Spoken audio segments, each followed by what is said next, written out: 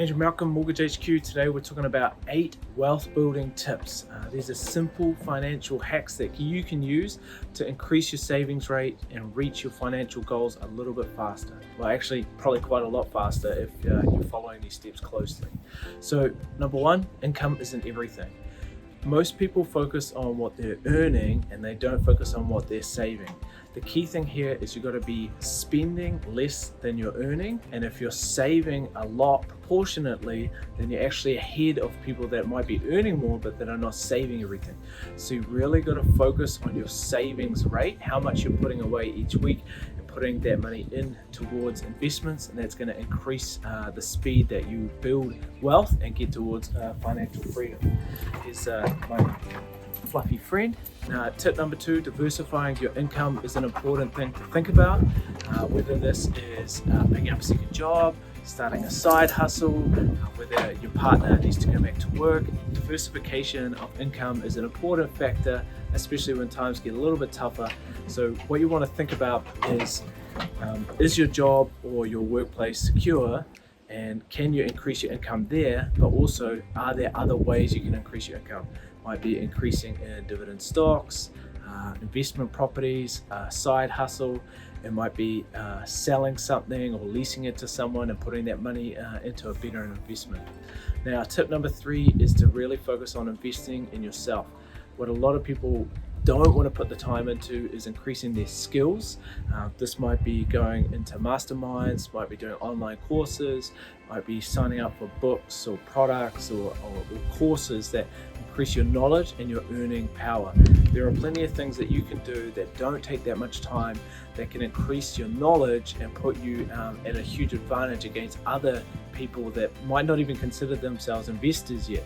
So if you want to build wealth, you've got to invest in yourself. That starts with books and courses. A lot of them are very cheap and free, just about how you spend your time. Tip number 4 is to cut dramatically and potentially even reset. Sometimes there's so many things going out of your credit card, so many subscriptions, so many regular repayments and things that you sign up for online that you simply got to cancel credit cards and start again. What this forces you to do is to assess the things that are going out of your accounts, potentially without you even realizing. It might be gym memberships, it might be Netflix account you don't really use that much, Spotify, YouTube, things like that. Cutting dramatically or even resetting things might help you identify $100 a week that's a saving that you weren't currently getting. Tip number 5 is don't buy crap. It's so easy with Kmart, with the warehouse, with Briscoes, all the sales that you're seeing.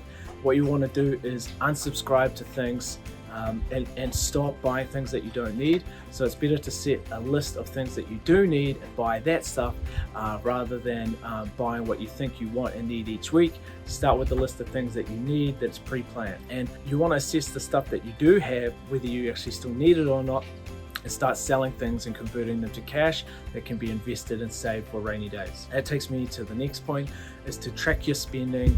Make sure that you and your partner, if you have one, understand your savings rate and how much is left at the end of each week or month, and that you're basically setting a goal to try and increase the amount that's left over. And it might be that you create one automatic payment, and that is your savings as your pay hits your account and you're spending what's left rather than saving what's left, which is what a lot of people do.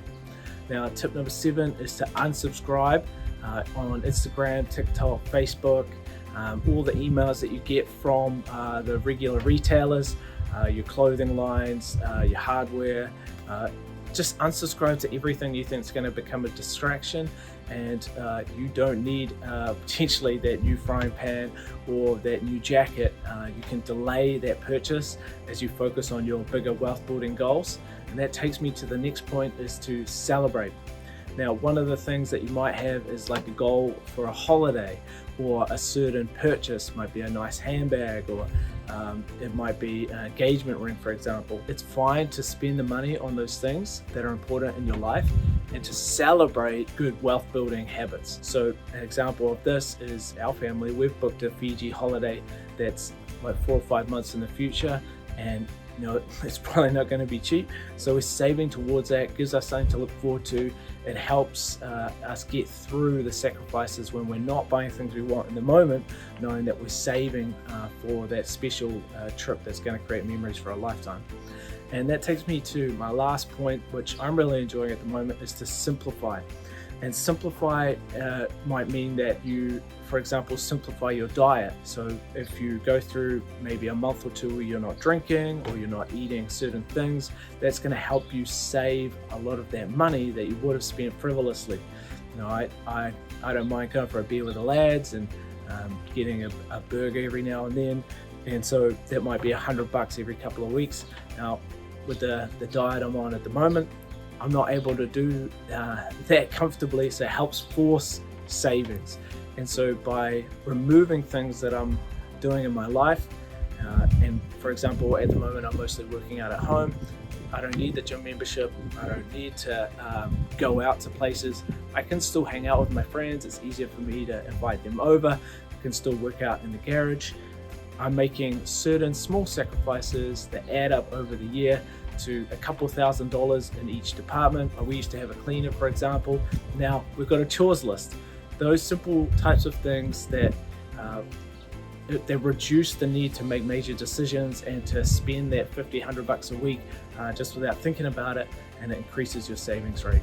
So if you've got any other financial wealth building tips, let us know below, and hit that subscribe button. My favorite thing about the workshop is how simple it is. So the language is really easy to understand, so anyone with no property knowledge can understand what's going on.